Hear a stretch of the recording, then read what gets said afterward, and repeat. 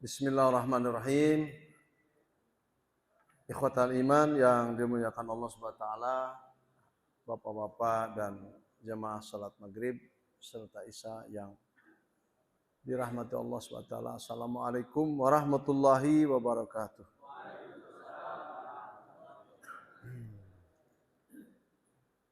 Alhamdulillahirabbil alamin. Wassalatu wassalamu ala asyrafil anbiya'i wal mursalin. Nabiyina wa habibina wa syafi'ina Muhammadin wa ala alihi wa sahabati ajma'in, amma ba'd. Subhanaka la ilma lana illa ma 'allamtana innaka antal alimul hakim wa tub alaina innaka antat tawwabur rahim. Allahumma inna na'udzubika min ilmin la yanfa' wa min qalbin la yakhsha wa min nafsin la tusba' wa min da'watin la tustajabulah. Allahumma inna nas'aluka ilman nafi'a wa rizqan wasi'a wa amalan mutaqabbala. Ikhwan fillah, teman-teman sekalian, sudah cukup lama kita nggak berjumpa nih, 3 bulan. Nggak terasa Pak Min ya? Subhanallah. Alhamdulillah Allah beri kembali kesempatan pada kita untuk sama-sama mengkaji beberapa ayat Al-Quran pada tafsir Ibnu Katsir insyaallah.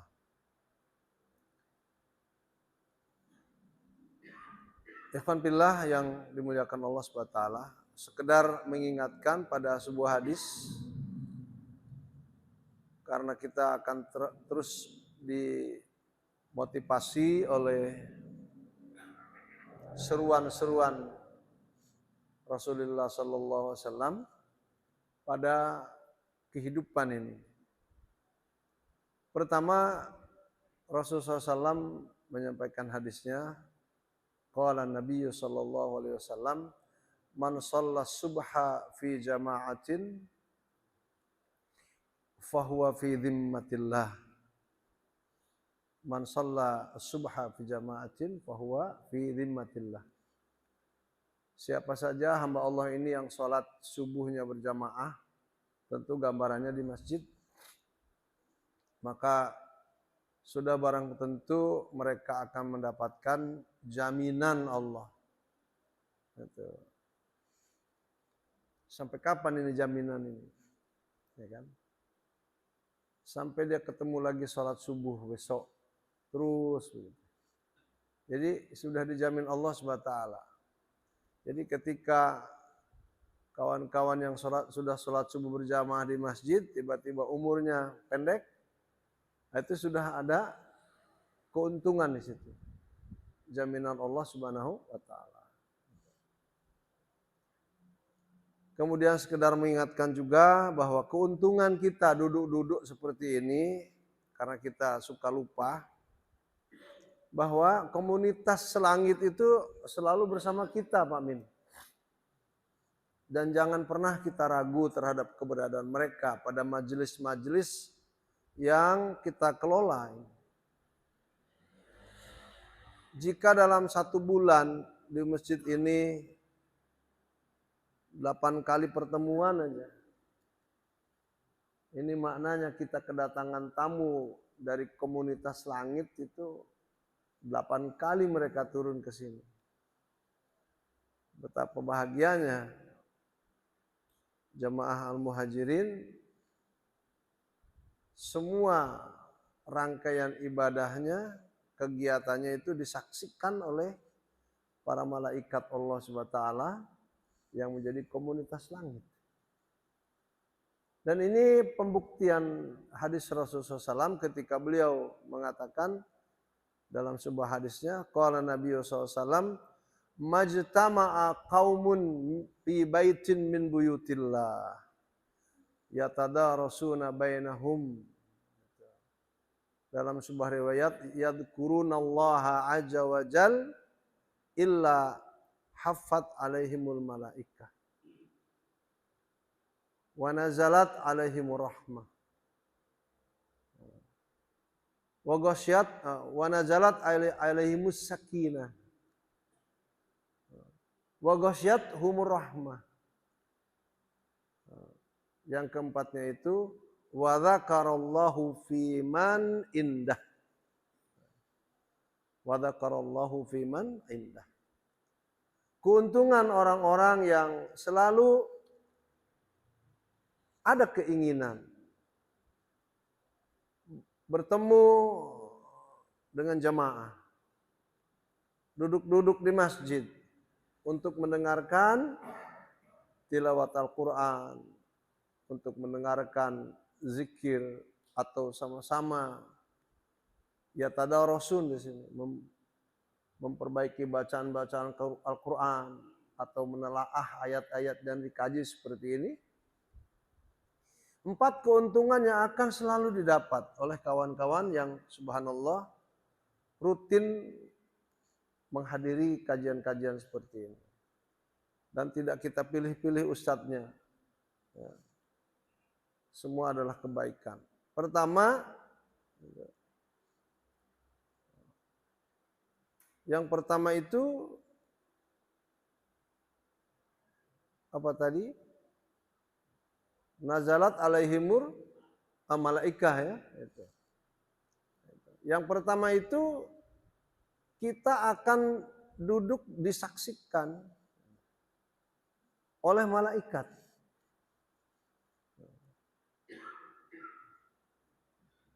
Jadi kalau sudah yang menyaksikannya para malaikat, malaikat itu kan tidak pernah berdusta. Tidak mungkin ketika Allah bertanya kepada mereka lalu jawabannya tidak jelas gitu. Itu keuntungan yang pertama, semua ibadah kita disaksikan oleh para malaikat. Lalu yang kedua keuntungannya adalah jiwa-jiwa kita itu, teman-teman, akan selalu dalam ketenangan.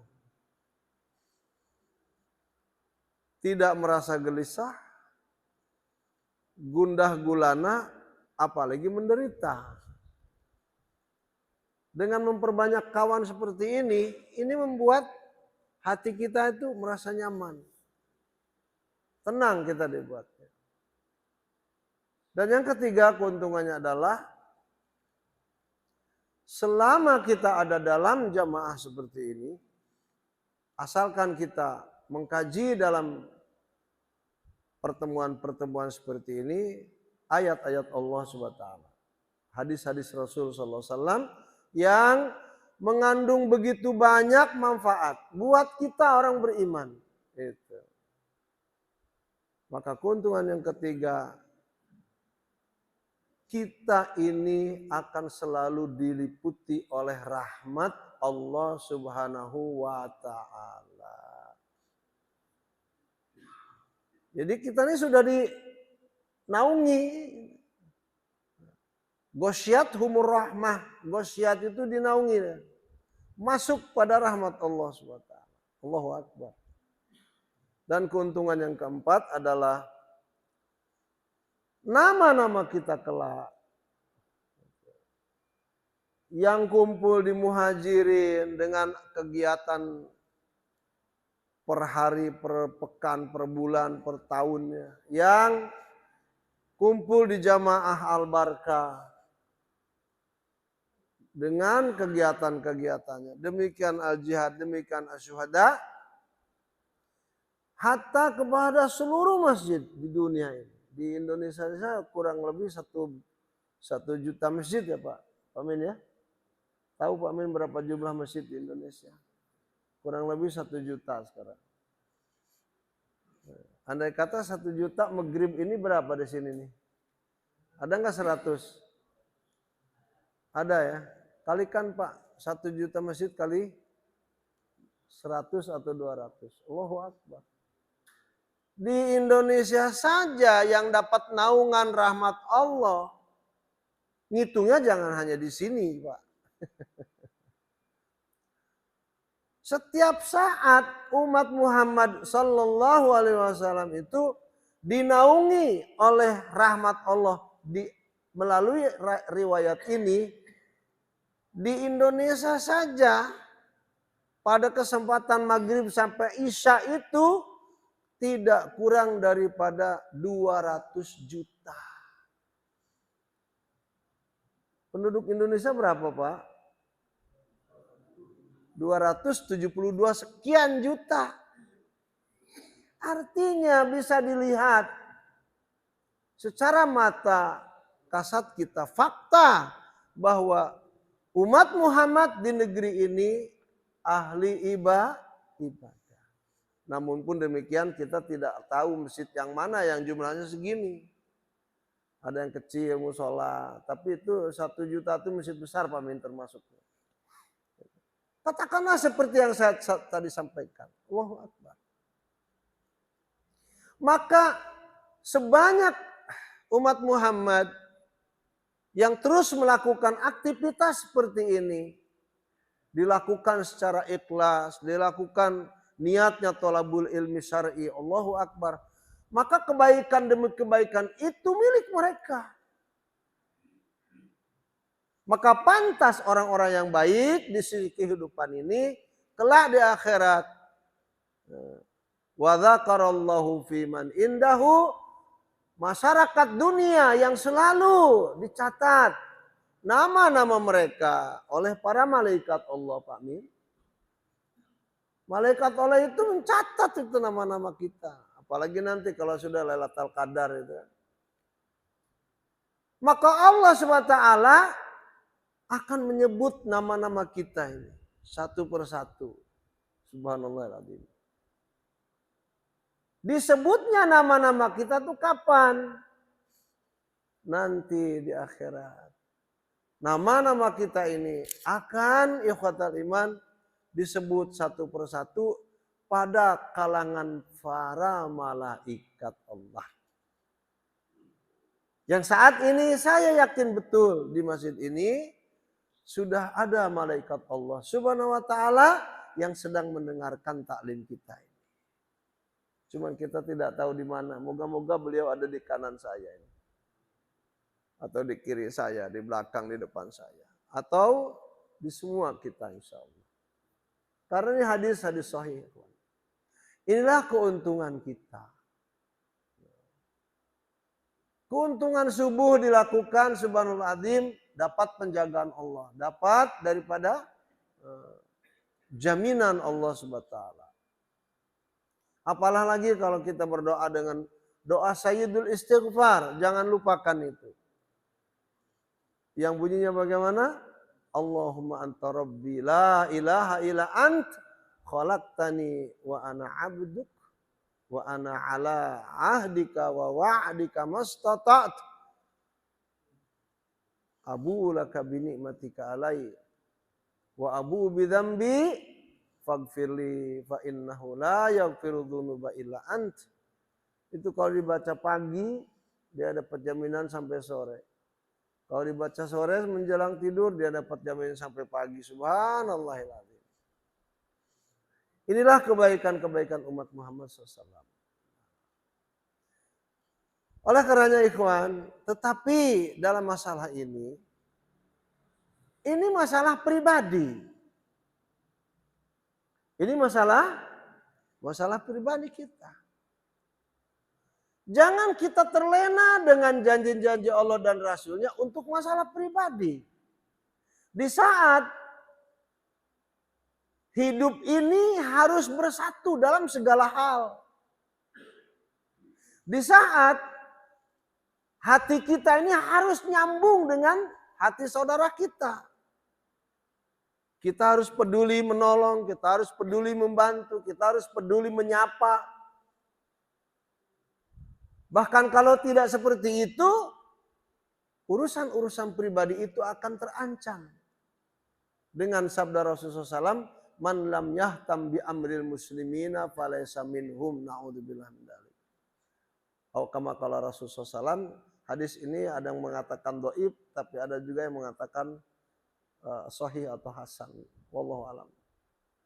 Siapa saja orangnya yang tidak pernah peduli pada kondisi umat Muhammad sallallahu alaihi wasallam, Besar kemungkinan mereka bukan dari golongan umat Muhammad. Ini khawatir, Pak. Maka di samping kita memiliki skala prioritas untuk pribadi kita, kita pun harus tahu bagaimana kondisi saudara-saudara kita yang sedang membutuhkan tenaga, yang sedang membutuhkan bantuan kita. Utamanya dalam urusan apa? Nah, ini kita membahas. Kita ikut membicarakan tentang umat Muhammad. Terutama sekali pada urusan makan dan minum saudara-saudara kita kaum muslimin. Allahu Akbar. Coba kita lihat, Pak. Nanti kita akan berbicara juga kalau cukup waktu tentang pendidikan. Coba kita lihat. Mungkin kawan-kawan di sini jarang pulang kampung ya. Kalau saya ini alhamdulillah makanya nggak datang-datang ke sini tuh nyongcelok terus di sana, Pak. Saya memperhatikan keberadaan petani-petani itu kok semakin panen semakin gelisah. Semakin panen semakin murung, bermuram durja. Ada apa? Ternyata murungnya mereka umat Muhammad SAW di pedesaan itu ada banyak penyebabnya. Nah ini kita harus berpikir, siapa tahu dari kita ini ada ahli yang membuat suasana tidak nyaman menjadi nyaman gitu. Atau ada tenaga ahli yang terjun langsung dalam bidang pembuatan pupuk semisal. Karena pupuk Kaltim yang pernah saya ke sana juga itu dengan pupuk Pusri di Sriwijaya, Lembang itu tidak mencukupi untuk kebutuhan petani kita. Kalaupun ya ada, harganya sangat mahal, tidak terjangkau. Ternyata mereka murung, Pak. Murungnya itu karena hasil yang tidak seberapa. Sekarang, Pak, dari Sabang sampai Merauke, tanah pertanian kita itu di 2023 ini kurang lebih hanya tinggal 8 juta hektar saja. 8 juta. Coba kita compare kepada hasil. 8 juta per tahun hanya menghasilkan 2 kali panen. Yang 1 hektar 1 kali panen itu pukul rata yang paling tinggi, padahal itu jarang terjadi. Untuk memudahkan hitungan aja. Itu 7,5 ton. Kalau kali 2 berarti 15 ton. 15 ton berarti 15.000 kilogram gabah kasar. Dikali 8 juta hektar.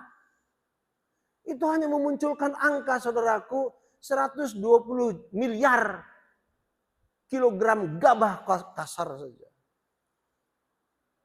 Dikompar kepada jumlah penduduk 272 juta, lalu dikompar lagi kepada 1 tahun, hitungannya 360 hari, ikhwan. Kita ini anak bangsa Indonesia, hanya kebagian 1 hari, hanya 1/4 kilogram gabah, bukan beras. Subhanallahiladzim. Ini masalah kita hari ini, masalah keumatan. Dan jangan kira pengajian kayak begini itu tidak ditanya masalah keumatan. Setidaknya ada program. Yang kalau belum ada, jadikan program. Untuk apa? Memberikan bantuan kepada saudara-saudara kita di kampung halaman kita. Subhanallah, kita ini cuma kebagian sehari, Pak. 1/4 kilogram gabah, belum beras. Kalau pukul rata ini. Apakah ia masuk akal dengan 1/4 kilogram gabah itu kita menyekolahkan anak? Mengurus kesehatan kita. Sudahlah kita harus membayar iuran BPJS. Lalu kalau kita bepergian harus membayar tol. Kita mau rumah kita terang harus ada PLN. Apakah cukup 1/4 kilogram gabah itu kita akan hidup? Tidak akan mungkin, mustahil kita. Jika Allah tidak memberikan rezeki yang lain, dari gabah tidak bisa umat Muhammad hidup. Nah kondisi kayak begini Pak, harus dipikirkan. Tambah lagi sekarang, di saat umat kita ini sekarat dengan perekonomian, kata orang Sunda itu didengkek perekonomian ini. Oleh apa? Oleh buruknya kondisi. Banyak orang janji tidak ada bukti, akhirnya apa yang terjadi? Kesengsaraan bertambah banyak. Tambah lagi sekarang yang miris di antara kita itu, sudahlah kondisi seperti itu, regulasi yang dilahirkan oleh pemerintah selalu dinaikkan Pak. Terasa nggak BPJS naik, PLN naik, bensin naik. Sekarang Pertalite akan dihilangkan. Dan kita bicara begini, hak kita anak bangsa. Nggak ada yang bisa menyalahkan kita untuk berbicara seperti ini. Ini keumatan. Nah, ironisnya Pak, dalam segala naik itu, anak bangsa kita pun menghambur-hamburkan harta. Hanya untuk memperkaya orang yang dinamakan oligarki. Oligarki itu jangan hanya terbayang orang Cina. Orang Islam pun ada yang masuk pada golongan oligarki. Banyak. Ironisnya Pak, subhanallah, anak bangsa kita ini, umat Islam, dari 272 juta itu, kalau tidak 100 juta, 90 juta itu perokok.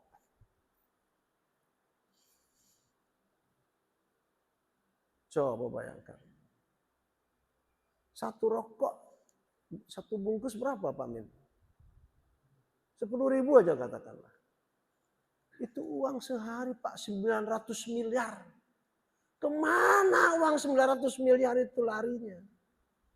Saya hitung kalau 1 tahun itu akan menjadi angka 324 triliun. La ilaha illallah. Ini kemana uang per tahun 324 triliun itu kemana? Hentikan kalau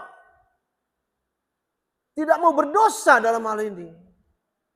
Saya tidak yakin kita ini pada ngerokok. Alhamdulillah di sini nggak ada ngerokok kan? Tidak ada yang merokok di sini. Alhamdulillah. Ini luar. Saya kan bicara di sini Pak. Saya yakin di sini tidak ada ngerokok. Alhamdulillah. Hentikan itu rokok. Karena rokok ini pemilik pabriknya saja tidak merokok. Lawang kita yang tidak punya pabrik kok merokok. Tolol. Jangan bajingan ya, tolol aja udah. Saya tidak mengatakan bajingan itu. Bodoh itu. Apa kata Rocky Gerung? Dungu. Hidup kita sehari hanya kebagian 1/4 kilogram gabah kasar. Kalau secara hitungan 8 juta hektar Indonesia. Kalau Allah tidak kasih rezeki dari kemudahan yang lain, keutamaan-keutamaan yang lain, Allahu Akbar. Untungnya negeri agraris, negeri bahari, negeri khatulistiwa yang mengandung begitu banyak material yang berharga, yang sangat dibutuhkan oleh dunia. Hentikan rokok itu. Dan kalau kita menjadi pedagang bakul, jangan menjual rokok. Haram. Karena dampaknya sangat buruk sekali, Pak. Ratusan triliun per tahun itu kemana lari duit? Dari kita, orang umat Islam. Kepada cukong-cukong Cina. Yang mana mereka itu punya program-program menghancurkan umat Islam. Bodoh sekali kita. Sekali lagi kalau urusan pribadi Pak, pahala per hari kita, ruangan kita selalu diliputi rahmat Allah, itu potensi kita mendapatkan kebaikan dari Allah.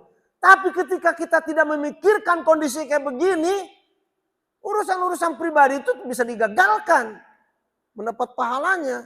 Karena tidak kita peduli pada urusan umat Muhammad. Hentikan Pak rokok. Apa yang harus kita hentikan lagi? Dulu saya membaca literatur daripada Kwik Yangi. Sebetulnya kalian itu dengan mudah membunuh pengusaha-pengusaha besar. Baik konglomerat Cina ataupun pribumi yang tidak peduli pada kehidupan sosial. Dengan apa caranya? Dengan tidak berbelanja saja kepada Alfamart, Indomaret. Ini ada himbauan begitu, semakin galak kita belanja di Indomaret, Alfamart. Antum mau tahu nggak keuntungan pengelola Indomaret itu? 1 tahun bisa 150 triliun. La ilaha illallah. Jumlahnya kok triliun. Mana ke kitanya mana? Semakin banyak bermunculan Indomaret, Alfamart, semakin hancur perekonomian rakyat. Betul enggak? Itu saksi antum. Kalau saja saya menjadi menteri perdagangannya, saya akan hentikan itu perizinan-perizinannya. Siapa yang mengangkat saya jadi menteri perdagangan? Yang sekarang masih dijabat oleh teman saya. Berapa bulan kemarin saya diundang ke MPR. Ustaz, tolong datang ke kantor. Mau ngapain? Datang aja, asal jangan dikasih duit saya. Meskipun saya butuh, asal jangan kasih duit. Enggak Ustaz, datang. Kita datang. Anak-anak Gontor kita datang. Kita membentuk lembaga baru, LPLQ. Karena 70% anak bangsa kita ini gagal baca Quran. Kita membentuk LPLQ itu dengan Zulkifli Hasan. Lembaga itu lembaga pengembangan literasi Al-Quran. Saya sebagai penasihat di situ. Alhamdulillah bukan untuk masalah uang. Berikutnya saya diundang juga oleh Menteri Perekonomian tuh Pak Erlangga. Untuk apa saya bilang? Perkara undangan-undangan tidak resmi kayak begini. Saya bilang asal jangan dipoto aja. Khawatir foto saya nanti dibikin modal. Padahal saya tidak punya pengikut. Nah, hentikan belanja kepada Alfamart itu hentikan. Hentikan belanja ke Indomaret itu hentikan. Yang saya ngomong ini bukan karena saya, bukan kata saya. Kata pengamat ekonomi. Kenapa? Karena pengamat ekonomi itu betapapun dari kalangan Chinese, tetapi dia sadar bahwa kehidupan ini harus bisa dirasakan oleh rakyat bersama. Tidak oleh hanya segelintir orang yang punya uang banyak. Lalu tidak peduli pada kehidupan sosial. Ini Pak, sekali lagi nih kesadaran kita nih. Nasihatnya Masya Allah baik sekali, kitanya malah makin galak belanjanya. Sebelum ada nasihat ini paling 10.000, 50.000. Ada nasihat 300.000 sekali datang ke Alfamart. Allahu Akbar. Belanjalah ke toko-toko kecil di pinggir Alfamart, di pinggir Indomaret. Mereka saudara-saudara kita yang sedang apa? Yang sedang dengan niatnya memperbaiki kehidupan mereka. Kehidupan dalam pendidikan, kehidupan dalam berekonomi, kehidupan yang sedang diperbaikinya dalam sosial, tatanan politik, budaya, macam-macam. Saya tidak yakin kalau pengelola Alfamart, Indomaret itu mengeluarkan zakat lawang mereka orang non-muslim. Tapi saudara-saudara kita yang dagang bakul-bakul itu kan subhanallah. Setidaknya dia infak, sodako, bahkan dia berzakat kalau sudah masuk nisab per tahun. Ini Pak. Jadi kalau kita tidak peduli, urusan-urusan fasilitas kita yang tadi pribadi itu akan bermasalah pada kehidupan sehari-hari kita. Maka disinilah kita Barangkali banyak doa-doa yang terhalang karena kita tidak peduli pada urusan-urusan umat.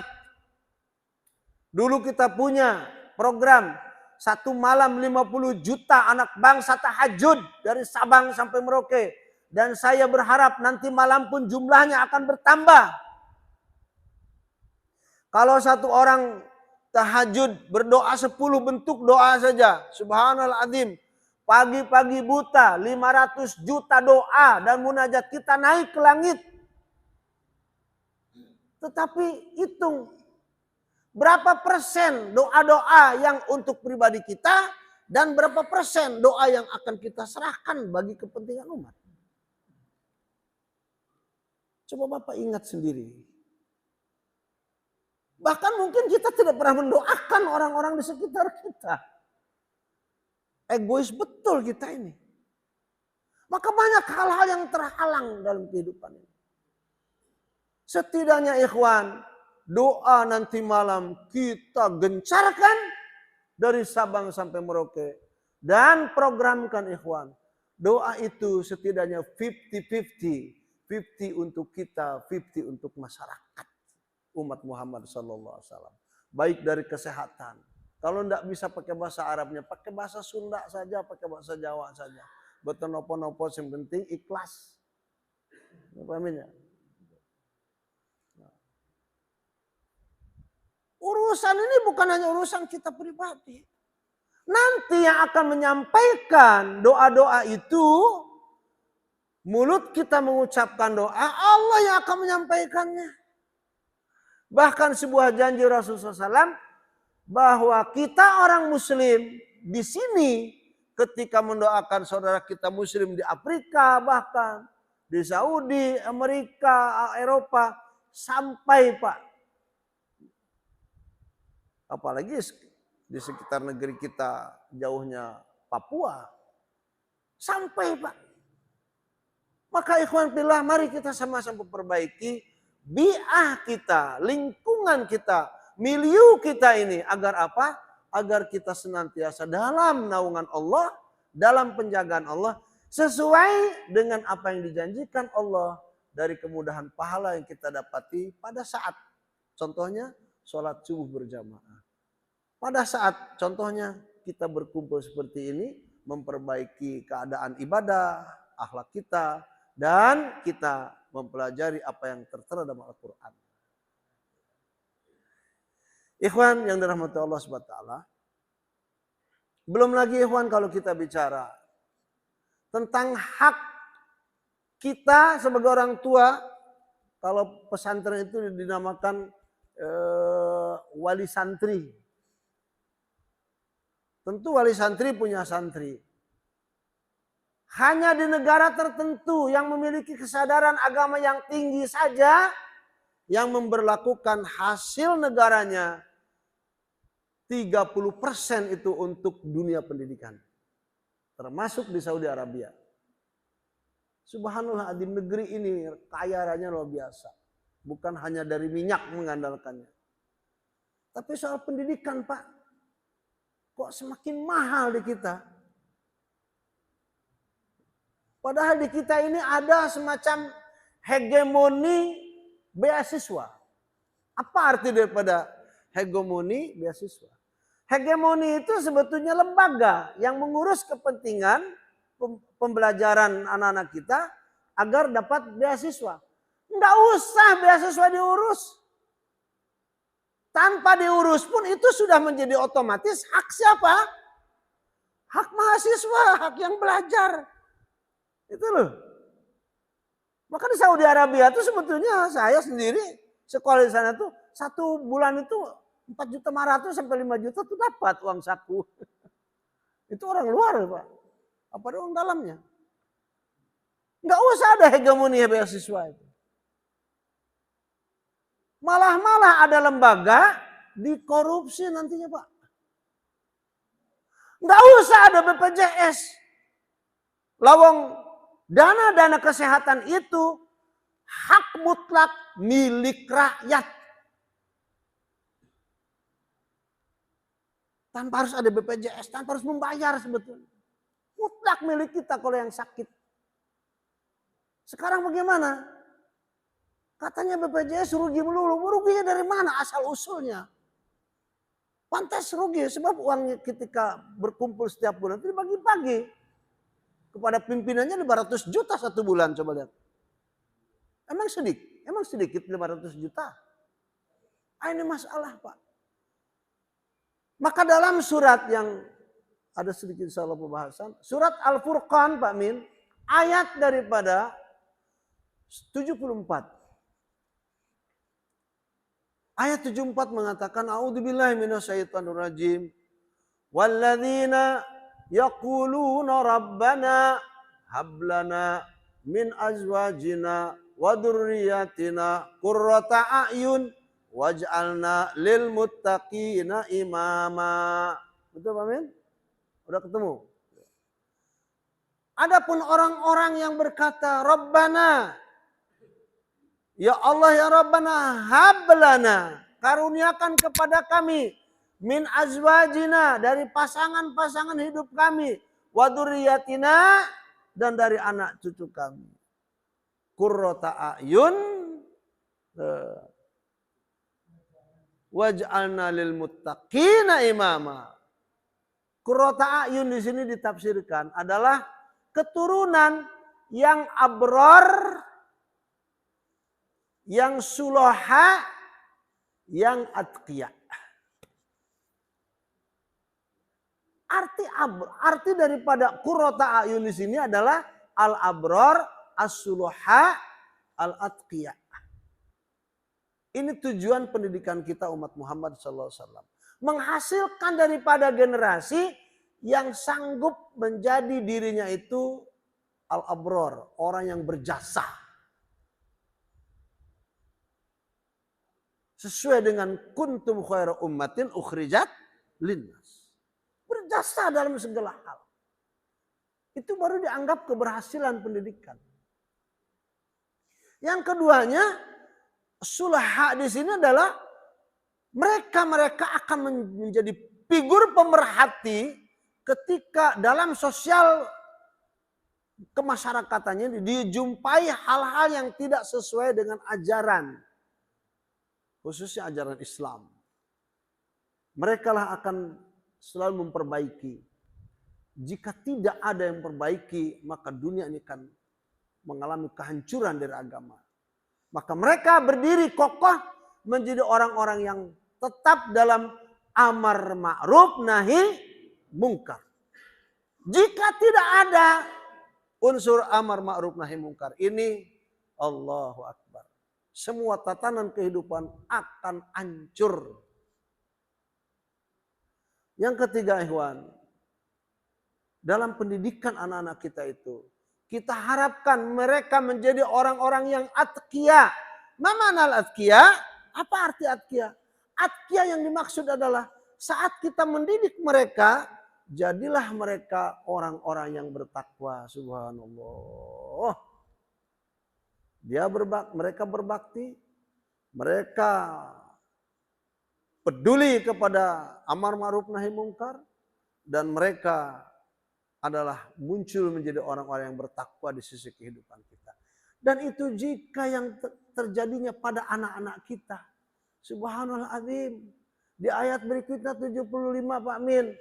Ulaika yudzaunal ghurfata bima sabaru wa yulaqauna fiha tahiyatan wa salam.